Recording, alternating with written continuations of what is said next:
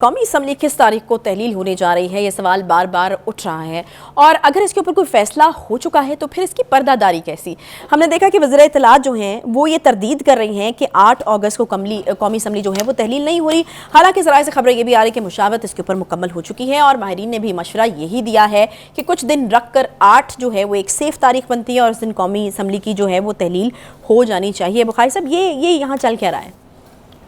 कुफ्र टूटा खुदा खुदा करके आपको मालूम है कब से बातें हो रही हैं। ये निगरान सेटअप क्या होगा, कौन नायब निगरान वज़ीर आज़म होगा, असम्बली कब तहलील होगी, ये आपको पता कब से चल रही है। महीनों से बात हो रही है इसके ऊपर। मेरे ख्याल से बुनियादी तौर पे इसका फैसला हो गया था दुबई में जो मुलाकात हुई थी आसिफ जरदारी साहब, बिलावल भुट्टो और नवाज शरीफ और मरीम नवाज़ की और शहबाज शरीफ साहब की, उसमें ये फैसला हो गया था। ये जो कंट्राडिक्शन आई है ना, ये बड़ी अमेजिंग है। यानी इसके अलावा कुछ चारा नहीं है, लेकिन कंट्राडिक्शन इसलिए आई है कि मौलाना फजल रहमान का डर बहुत है। हाँ, आपको पता है वो तो इलेक्शन के हक में ही नहीं है सिरे से। वो तो कहते हैं 1 साल डेफर करें। नहीं, वैसे उनका खौफ वैसे बुखारी साहब बहुत ज़्यादा, वो तो मुलाकातों की मुलाकात प्लान ही नहीं थी, तो वैसे ऐसे अचानक हो गई। तो मतलब कहने का ये है कि ये बात अब तय हो गई है कि 8 तारीख को असम्बली जो है उसका ऐलान हो जाएगा। अच्छा। कि 8 को हम इसको डिसॉल्व कर रहे हैं। और बुनियादी वजह उसकी ये है, हम अपने प्रोग्राम में अपने नाज़रीन को बता चुके हैं कि अगर आप इसको 2 दिन पहले असम्बली को डिसॉल्व करते हैं तो आपको इलेक्शन के लिए 90 दिन का वक्त मिल जाता है इलेक्शन कमीशन को। सही। अगर आप उसकी मुद्दत पूरी होने देते हैं तो फिर आपके पास 60 दिन का वक्त है। ये 60 और 90 की जो है ये जंग है क्या? हाँ। और बस इसके पीछे क्या लॉजिक? मैं अर्ज करूं आपसे कि पीटीआई के चीफ की फेट क्या होने जा रही है। उसका पहले ख्याल ये था कि यही हुकूमत जो है उसके बारे में हतमी फैसला करेगी। अच्छा। लेकिन मेरे ख्याल से ये थॉट प्रोसेस जो है ये नून लीग में कसरत से पाया जाता है कि ये अजाब अगर हमने अपने गले लिया तो हमारा इलेक्शन में नुकसान होगा। सही है। एक दूसरा रिस्क ये है कि अगर सिंपैथी लेवल जनरेट हो जाता है तब भी उन्हें नुकसान होगा, उनकी इलेक्शन कैंपेन की ऐसी तैसी होगी। लिहाजा ये तो फैसला उन्होंने ज़हनी तौर पर कर लिया है कि ये निगरान हुकूमत के खाते सर डालें। ठीक है, ठीक हो गया। हाँ। 3 महीने का वक्त इसलिए चाहिए कि अगर निगरान हुकूमत ने फेट डिसाइड करनी है पीटीआई के चीफ की, तो एक बड़े ओहदे पर फाइज शख्स का रिटायर होना बहुत ज़रूरी है। सही है। वो रिटायर होंगे सितंबर में। आप समझ नहीं है ना मेरा इशारा किस तरह? या खुल के कहें? नहीं, कह दें आप खुल के। हाँ, मेरे ख्याल से चीफ जस्टिस साहब जो हैं बंदयाल साहब, वो 16 सितंबर को गालिबन, नॉट एग्जैक्टली, लेकिन सितंबर के महीने में रिटायर हो जाएंगे। और जस्टिस काजी फाइज़ी तो वो जो एक रेडीमेड इमीडिएट इंस्टेंट कॉफी की तरह से रिलीफ मिलता था, अच्छा, वो नहीं, पीटीआई के चीफ को वो नहीं मिलेगा। तो एक तो ये वजह है उसकी। दूसरी वजह ये कि ये खतरात भी हमने सुने कि भाई ये इंटरम सेटअप जो है वाकई 3 महीने के लिए या 60 दिन के लिए रहेगा या लंबा चलेगा, क्योंकि इस पे बहुत ज़्यादा जो है भाम है। बहुत इसके ऊपर पीडीएम के ऊपर भी शक व शुबहात थे कि ये जो भी निगरान सेटअप लाएंगे इसको देर तक इस्तेमाल करेंगे। सही है। एस्टेब्लिशमेंट के हवाले से भी कहा जाता है कि चूंकि निगरान सेटअप जो है वो चलाती ही एस्टेब्लिशमेंट है, इसलिए ये फैसला कि 3 महीने के लिए है कि कितने अरसे के लिए है ये उन्होंने करना है। सही। अब उनके पास इसको एक्सटेंड करने के जवाब क्या हो सकते हैं उस पर बात कर लेते हैं, बहुत जरूरी है बात करना। सेंसस, मर्दमशुमारी एक गले में फंसी हुई हड्डी है। एमक्यूएम उसके साथ लटकी हुई है। सही है कि जनाब जब तक आप नई मर्दमशुमारी के मुताबिक हल्का बंदियां नहीं करेंगे और हमारी आबादी कराची की जो है उसको सही नहीं गिनेंगे तो हम तो जनाब इलेक्शन नहीं मानते। हाफिज नईम रहमान साहब भी मैदान में आ गए। अब हाफिज नईम रहमान साहब जमात इस्लामी से उनका ताल्लुक है, वो भी आपने देख लिया है कि वो भी क्या फरमा रहे हैं इस हवाले से। जो एक और अहम बात जिसकी तरफ इशारा बहुत ज़रूरी है वो ये है कि हमारे इल्म में है, इंटीरियर मिनिस्टर कह चुके हैं, कंवर दिलशाद साहब का भी एक बयान में हमारे सामने है, इलेक्शन कमीशन के ज़राए भी ये बात कह चुके हैं कि पुरानी ही मर्दमशुमारी के ऊपर आइंदा इलेक्शन के लिए काम शुरू हो गया है और पुरानी ही मर्दमशुमारी पर इलेक्शन होंगे। ठीक है। उसके पीछे भी बहुत सारी चीज़ें हैं। मिसाल के तौर पर अगर नई मर्दमशुमारी के तहत इलेक्शंस होते हैं तो फिर पंजाब की 6-7 सीटें बलूचिस्तान को चली जाएंगी। ये भी नुकसान आप सोच लें किसका होगा। सही है। या जो भी समझा जा रहा है इसके हवाले से, जो पंजाब में डोमिनेंट है उन्हीं का। फिर एक सवाल ये उठता है कि मरकज़ में कौन वज़ीर आज़म होगा तय नहीं हुआ। सही है। KPK में तो अभी इस निगरान सेटअप चल रहा है। सिंध की असेंबली जब डिसॉल्व होगी तो केयर टेकर कौन होगा, बलूचिस्तान में केयर टेकर कौन होगा, ये सारे मसले हैं ना। ये और वो जो भी होंगे वो किसकी तरफ उनका टिल्ट होगा, क्या वो इंडिपेंडेंट होंगे, क्या वो सिर्फ फौज की बात मानेंगे जो वो कहती है, एस्टेब्लिशमेंट कह लें, फौज तो बराह रास्त निकल गया मुंह से मेरे। ठीक है जी, it's a long way to go. जब हाँ, it's a long way to go. देखिए गुजारिश ये है, मर्दमशुमारी जैसा मैंने कहा कि गले में फंसी हड्डी है। असूली तौर के ऊपर तो हर 10 साल के बाद सेंसस होना चाहिए, क्योंकि इस 10 साल में जो जिन लोगों ने 18 साल की उम्र पूरी कर ली है, यानी जो 17 साल का था वो अब 27 नहीं तो 26 साल का है, जो 18 साल का था वो जिसने होना था 18 साल का, वो आप देखें 10 साल में कहाँ से कहाँ बात पहुँचती है। कितनी बड़ी वोटर लिस्ट तब्दील होगी अगर नई सेंसस के मुताबिक इलेक्शन होता है। इसके ऊपर जमात इस्लामी, पीपल्स पार्टी की भी रिजर्वेशन थी अगर आपको याद हो, सही है, और MQM, ये दो जो हैं इनका। और हमारा तो मेरे ख्याल में टाइम भी से ज़्यादा गुजर चुका है बुखारी साहब, हमने एग्जैक्टली 10 साल बाद नहीं कराई है।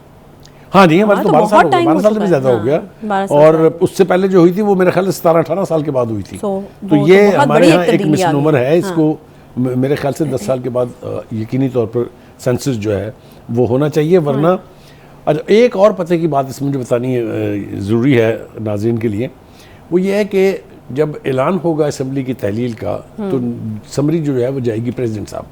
अच्छा, और अगर वो उसके ऊपर साइन नहीं करते हैं तो 48 घंटे के अंदर अंदर ये ऑटोमेटिकली डिसॉल्व हो जाएगी। सही है, और इसीलिए वो मार्जिन रख के मेरा ख्याल है 8 तारीख का फैसला। अब आपको समझ आ गई, क्योंकि 12 अगस्त को असेंबली ने ऑटोमेटिकली डिसॉल्व हो जाना है। सही है, तो 10 तारीख को किया जा सकता था, लेकिन वो रिस्क नहीं लिया गया ना। एक और पहलू इसका जो है वो ये है कि पिछले 2 इलेक्शन से कॉन्टिन्यूटी जो है वो असेंबली की नहीं टूटी थी, लेकिन इस बार टूट रही है। लेकिन इस बार टूट जाएगी, क्योंकि आप असेंबली को उसकी मुद्दत से 48 घंटे पहले डिसॉल्व कर रहे हैं।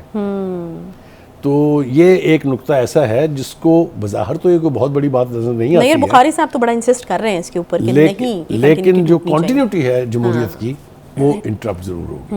अब आ जाए जनाब पंजाब के अंदर भी इंटरिम सेटअप इसमें मौजूद है, क्या यही इंटरिम सेटअप रहेगा? अच्छा, ये भी सवाल है। ये सवाल है ना। अच्छा, नया तो नहीं आ सकता, इसलिए कि अभी इलेक्शन तो नहीं हुए हैं, तो फिर इसका मतलब यही रहेगा ना, तो सवाल तो नहीं है इस पे। करेक्ट। फिर यही खतरा मरकज में भी तो है ना, कि अगर किसी वजह से इलेक्शन उस तारीख पर नहीं होते हैं तो जो भी इंटरिम सेटअप होगा वो फिर कंटिन्यू करेगा। अच्छा, इसके ऊपर रिजर्वेशंस जो हैं वो बहुत ज़्यादा है। नहीं तो ये खदशा मौजूद रहेगा जब तक इंटरिम गवर्नमेंट चलती रहेगी, या फिर ये किसी पॉइंट के ऊपर तय भी होगा कि नहीं इलेक्शन जो है वो टाइम पे होने। देखिए, बज़ाहिर इस वक्त सूरत हाल ये है कि इलेक्शन अपने वक्त पर होंगे, ये दावा पीपल्स पार्टी भी कर रही है, ये दावा नून लीग भी कर रही है, ये दावा बाकी की पार्टियां भी कर रही हैं। लेकिन जो 2 नए फैक्टर्स हैं उनकी डायरेक्शन क्या होगी इस हवाले से, एक तो इस्तेहकाम पाकिस्तान पार्टी है। सही है, मेरे ख्याल से उन्होंने तो फैसला कर लिया हुआ है कि हम हर सतह के ऊपर इलेक्शन कंटेस्ट करेंगे, और जब भी इलेक्शन हो गया हम उसमें कंटेस्ट करेंगे। जो KPK में नया फैक्टर आया है, जो मेरे हिसाब के मुताबिक, बाकी दुनिया ने उसको कैसे रिएक्ट किया है उसका मुझसे कोई कंसर्न नहीं है, लेकिन मेरा ख्याल ये है कि वो PTI की बाकी बचा कुचा जो माल था उसको तहफ़्फ़ुज़ फराहम करने की खातिर बनाई गई है। ठीक है, ताकि जो क्रैकडाउन चल रहा है या जो ऑनस्लॉट इस वक्त चल मतलब डैमेज कंट्रोल किया जा सके, 9 मई के हवाले से उसका डैमेज कंट्रोल किया जाए। That's the right terminology that you have used. Yes, वो डैमेज कंट्रोल करने के लिए की गई है। उसके हवाले से हमने कल भी अपने नाज़रीन को बताया था कि वो जो जूम मीटिंग हो रही थी उसमें क्या हुआ था।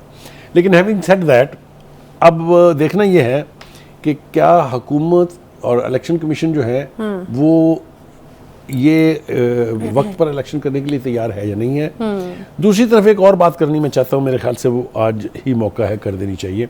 जो यूरोपीय यूनियन है वहाँ से हम हर इलेक्शन के ऊपर एक ऑब्जर्वर का ग्रुप इनवाइट करते हैं। ठीक है, और वो जो उसके मिस्टर गैलहार या कुछ इस तरह का नाम है, उनका जर्मन है वो उसके हेड होते थे। ठीक है, उन्होंने पिछले दिनों एक टीम जर्नलिस्टों की पाकिस्तान से इनवाइट की, जिसमें बड़े नामवर जर्नलिस्ट जो गए थे।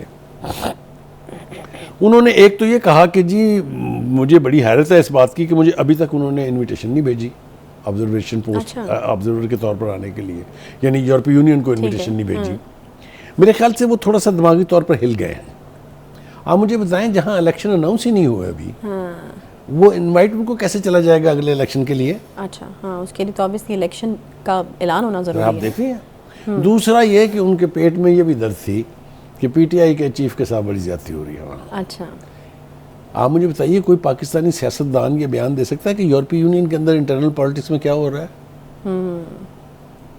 दे सकता है? नहीं दे सकता। तो ये जो है, इस किस्म की तमाम कोशिशों की मजम्मत की जानी चाहिए। सही। मुझे इस बात पे और ज़्यादा हैरत है कि हमारे जो मोहतरम जर्नलिस्ट थे वहाँ, जो बहुत सीनियर हैं, यकीनी तौर पे सीनियर हैं, वो उनकी ज़बानें गुंग क्यों हो गई थी? उन्होंने उनको क्यों ये नहीं बताया कि किबला अभी इलेक्शन अनाउंस होने हैं? हाँ, तो आप तसल्ली रखिए। आप तसल्ली रखिए, आपको इन्विटेशन आ जाएगी। अच्छा, एक पॉइंट बुखारी साहब, जो हम प्रोग्राम से पहले बात कर रहे थे और जिसके ऊपर आपने तसल्ली कराई थी हमारी, कि वो सी पैक वाला जो एक नुक्ता है, उसको लेकर के हम तसल्ली कर सकते हैं कि शायद इलेक्शन जो हैं वो टाइम पे हो जाएंगे, तो वो ज़रा एलेबोरेट कीजिएगा। देखिए, गुजारिश ये है कि मैंने बताया आपको कि सी पैक जो है वो हमारे लिए लाइफ एंड डेथ का सवाल, तो मैं शायद सॉरी, सी पैक मैंने मिक्स कर दिया, sorry my fault. C pack नहीं, आईएमएफ वाला जो एक नुक्ता है कि आईएमएफ की कुछ मैं ये सब सारी चीजें जुड़ी मिक्स, हाँ, जुड़ी हुई है, कनेक्टेड है। इसीलिए मिक्स भी हो जाती हैं। हाँ, देखिए, आईएमएफ जो है उसने हमारे साथ जो एग्रीमेंट किया है स्टाफ लेवल, उसके अंदर कुछ कंडीशंस हैं। उसमें एक कंडीशन ये भी है कि आप इलेक्शंस को एक्स्ट्रा ऑर्डिनरीली डिले नहीं करेंगे। सही। वो जब ड्यू होंगे आपको वो कराने पड़ेंगे। हम आपको 2 किस्तें तो तब तक दे देंगे, यानी एक आपको दे रहे हैं, अच्छा। एक हम इंटरिम को दे देंगे, तीसरी नहीं देंगे, तीसरी हम इलेक्टेड गवर्नमेंट को देंगे। तो बस फिर ये तो कंडीशंस टाइम पे हो रहे हैं इलेक्शन। ये कंडीशन लिखी हुई है। अफोर्ड कौन कर मेरा सकता ख्याल है इस वक्त हुकूमत की इंटेंशन को डाउट करने में का कोई शायद जवाब नहीं सही है, है। लेकिन इंटरिम सेटअप आने के बाद क्या होगा इसकी भी कोई गारंटी नहीं है। लेकिन बुखारी साहब, फिर मतलब इस वक्त तो कोई अफोर्ड नहीं कर सकते कि आईएमएफ जो है उसके मुआहदे को जो है उसकी खिलाफ वर्जी की देखिए, जाए। हम जमहूरियत के नाते भी ये अफोर्ड नहीं कर सकते कि हम इलेक्शंस को अननेसेसरीली डिले करते डिले जाएं। करें। ठीक है। दूसरा, आईएमएफ का प्रेशर है, अपनी जगह प्रेशर है, इसमें कोई दो राय नहीं है।